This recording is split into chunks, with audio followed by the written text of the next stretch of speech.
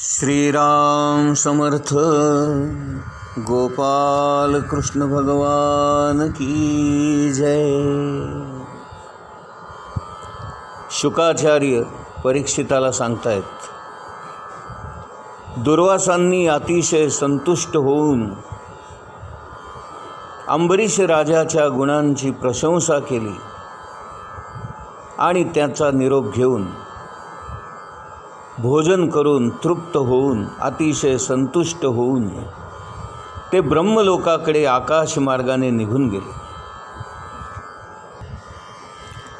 हे राजा, दुर्वास मुनींच्या मागे सुदर्शन चक्र लागलं आणि ते संपूर्ण त्रैलोक्यामध्ये पळून पळून पळून थकून भागून जेव्हा परत आले, तोपर्यंत जवळजवळ 1 वर्षाचा कालावधी लोटला होता।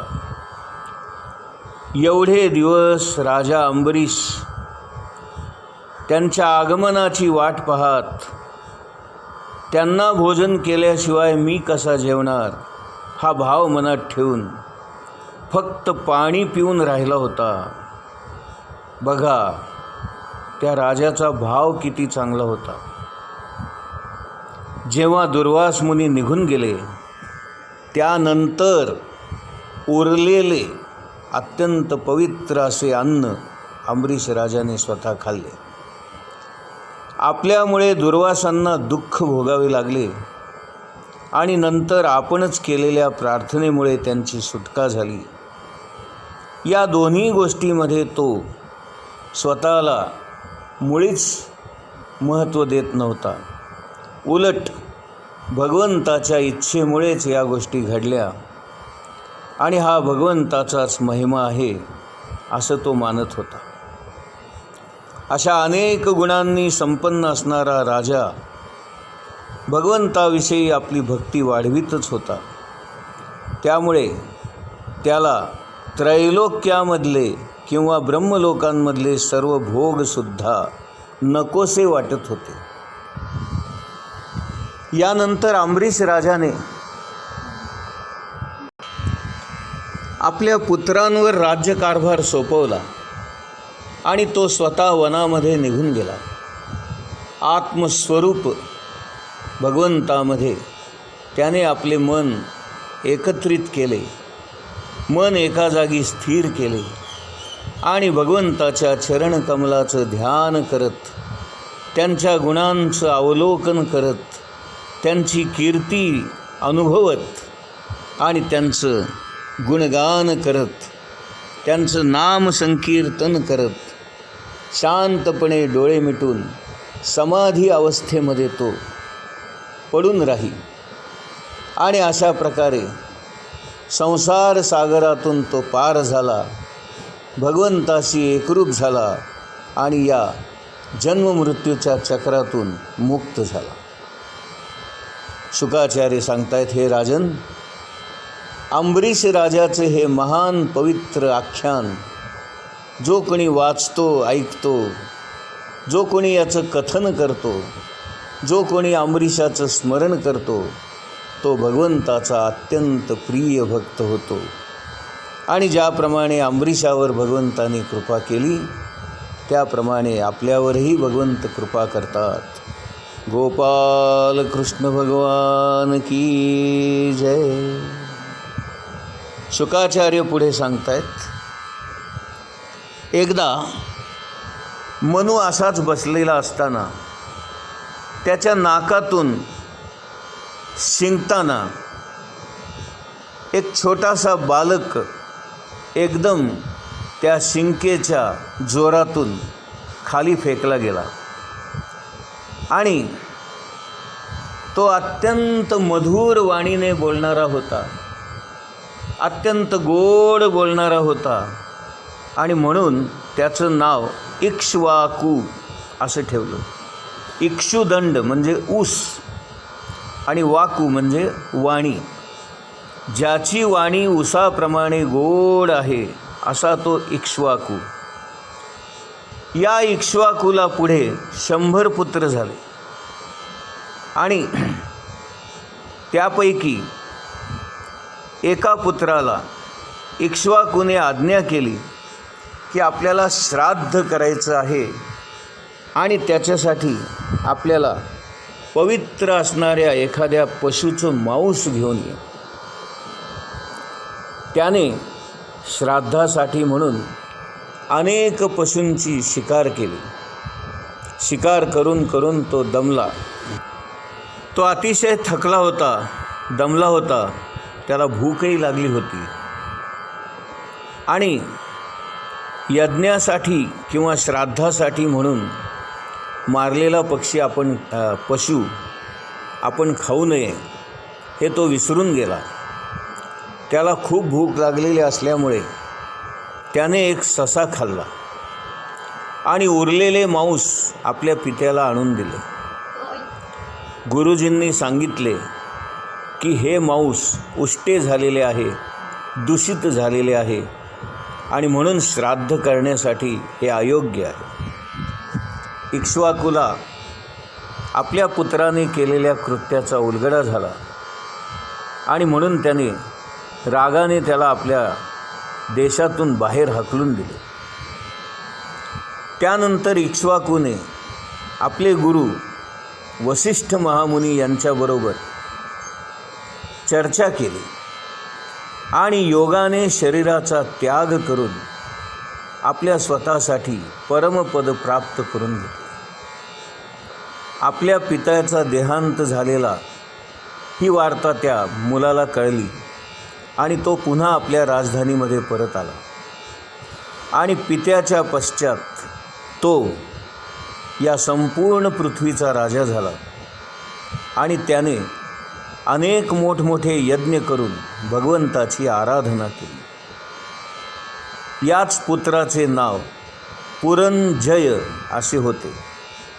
कोणी त्याला इंद्रवाह म्हणायचे तर कोणी त्याला कुकुत्स म्हणायचे. ही नावे त्याला का पडली आणि म्हणून राजा परीक्षिताने शुकाचार्यांना प्रश्न विचारला, हे मुनिश्रेष्ठ, एकाच माणसाला एवढी नावे का बरे पडली? त्याचं काही कारण आहे का? त्यावेळेला शुकाचार्य परीक्षिताला सांगू लागले, देवांचं दानवांबरोबर राक्षसांबरोबर घनघोर युद्ध झालं आणि या युद्धामध्ये देवांचा नेहमीप्रमाणे पराभव झाला आणि म्हणून त्यांनी आपल्याला सहाय्य करण्यासाठी म्हणून इक्ष्वाकूच्या या पुत्राला विनंती केली. इक्ष्वाकूचा हा मुलगा, ज्याचं खरं नाव पुरंजय होतं, तो म्हणाला, मी तुम्हाला मदत करीन अवश्य, पण देवांचा राजा असणारा इंद्र हा माझं वाहन झालं पाहिजे, त्याच्या अंगावर बसूनच मी युद्ध करीन. काय करणार बिचारे देव? त्यांना गरज होती आणि याच्या सहाय्याची आवश्यकता होती, कारण ते राक्षसांकडून दानवांकडून हारले होते आणि म्हणून याने घातलेली अट देवांनी मान्य केली आणि देवांचा राजा असणारा इंद्र त्याने एक आडदांड अशा मोठ्या बैलाचं रूप घेतलं आणि इंद्र बैल रूपामध्ये याच्यासमोर प्रगट झाला. याने लगेच आपली हत्यारे, तलवार, धनुष्यबाण, ढाल या सगळ्या गोष्टी घेतल्या आणि तो त्या बैलावर चढून त्याच्या वशिंडावर बसला आणि देवांच्या वतीने त्याने युद्ध केले आणि त्या युद्धामध्ये आपला पराक्रम गाजवला. राक्षसांना, दानवांना पळता भुई थोडी झाली. ते घाबरून पळून गेले.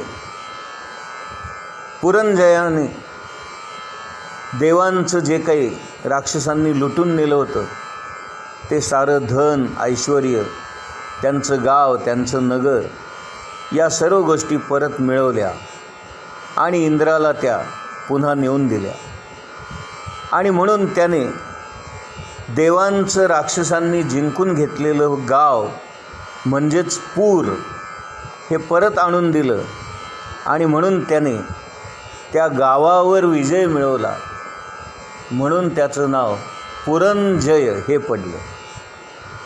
बैलाच्या वशिंडावर तो बसला होता आणि संस्कृतमध्ये वशिंडाला कुकुद म्हणतात आणि म्हणून कुकुदावर आसनस्थ असलेला म्हणून कुकुत्स हे नाव पडलं. आणि इंद्राला त्याने वाहन करून त्याच्यावर तो आरूढ होऊन युद्धासाठी गेला आणि म्हणून त्याला इंद्रवाह हेही एक नाव पडलं. या इक्ष्वाकूच्या कुळामध्येच पुढे युवनाश्व म्हणून एक राजा होऊन गेला. त्याला संतान नव्हतं म्हणून तो दुःखी होता. त्याला 100 बायका होत्या. 100 बायका असूनसुद्धा एकीलाही संतान नसल्यामुळे हा अत्यंत दुःखी होता आणि म्हणून त्याचं कशातच लक्ष लागेना. तो रानामध्ये वनामध्ये निघून गेला. आपला पती वनामध्ये निघून गेला आहे म्हणून त्याच्याबरोबर त्याच्या सर्व पत्नीसुद्धा वनामध्ये गेल्या.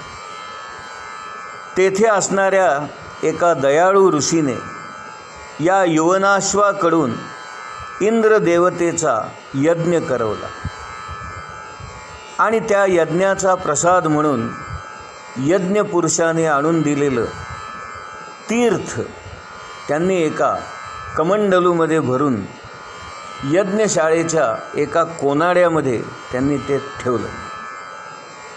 रात्र झालेली असल्यामुळे आणि सर्व राण्या झोपी गेलेल्या असल्यामुळे त्या तीर्थाचं वाटप उद्या सकाळी करूया असं ठरवून ते यज्ञ करणारे सर्व ऋषी निद्रिस्त झाले. रात्री का कोण जाणे या राजाला तहान लागली आणि तो इकडे तिकडे पाण्याचा शोध घेऊ लागला आणि त्याला नेमकं कोनाड्यामध्ये ठेवलेलं हे तीर्थ सापडलं. आता हे तीर्थ त्या यज्ञपुरुषाने आणून दिलेला प्रसाद होता आणि तो त्या पत्न्यांनी खायचा होता, म्हणजे त्यांना पुत्ररत्न किंवा कन्यारत्न प्राप्त झालं असतं. अशा हेतूने असे मंत्र म्हणून त्या तीर्थाची योजना केलेली असल्यामुळे आणि अनवधानाने तो राजाच ते सगळं तीर्थ प्याला. तहान लागलेली होती आणि त्याला कमंडलू भरून तीर्थ प्यायला मिळालं आणि म्हणून तो अत्यंत तृप्त होऊन झोपू गेला. सकाळी जेव्हा सगळे ऋषी उठले आणि आता सगळे आपले प्रातर्विधी आटपून दिवसभराची सर्व आह्निकं करून शुचिरभूत होऊन मग राण्यांना त्या कमंडलूमधलं तीर्थ वाटप करावं असं मनात विचार करून ते ऋषी कोनाड्यामध्ये ठेवलेला कमंडलू आणायला गेले आणि बघतायत तर काय तो रिकामा होता. चौकशी अंती त्यांच्या हा सारा प्रकार लक्षात आल्यावर त्यांनी कपाळाला हात मारून घेतला आणि म्हणाले, राजा, अरे चुकून का होईना अनवधानाने तुझ्याकडून एक फार मोठी घोडचूक झालेली आहे. आता पुढे काय होईल आम्ही सांगू शकत नाही. त्या ऋषींना मोठी काळजी लागून राहिली आणि आता या बायकांना द्यायचं काय, आणि म्हणून त्यांनी त्यांची समजूत काढण्यासाठी म्हणून त्या कमंडलूमध्ये दुसरं पाणी भरून ते तीर्थ म्हणून दिलं आणि खरं तीर्थ राजा प्याला होता. तेव्हा ऋषींनी भगवंताजवळ जाऊन हात जोडून त्याची प्रार्थना केली आणि हे मान्य केलं की आम्ही कितीही जरी काहीही केलं तरी हे देवा, हे भगवंता, अशाच गोष्टी घडतात की ज्या तुला अपेक्षित असतात. तू हे कसं काय घडवतोस आणि नेमकी त्या त्या जीवांना कशी काय बुद्धी देतोस आणि नेमकं त्यांच्या हातून कसं कर्म करून घेतोस, या तुझ्या लीला अगाध आहेत. अशा प्रकारे ऋषींनी देवाची प्रार्थना केली आणि हे देवा, या राजाची तूच आता सुटका करावीस अशी विनवणी पण केली.